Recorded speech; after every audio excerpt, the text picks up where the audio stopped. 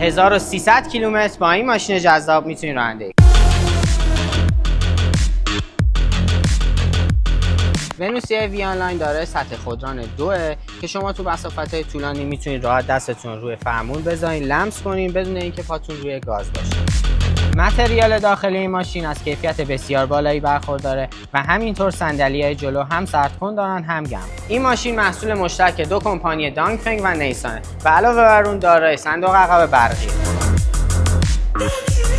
این قسمت توی مولتی میدیا شما میتونید دوربیناتون داشته باشین. این قسمت دوربین جلوه که بسیار با کیفیته و این بغل دوربینی که از بالا بهتون نشون میده و میایم دوربین پشت داریم، اینجا دوربین بغل رو داریم و حتی دوربین 360 درجه هم داریم.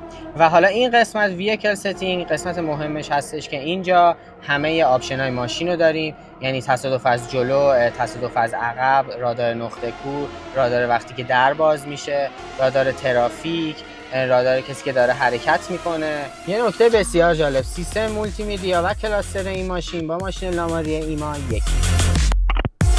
یکی از آپشن های جذاب این ماشین اینه که شما وقتی بهش نزدیک میشین خودش به صورت خودکار روشن و آماده حرکت میشه.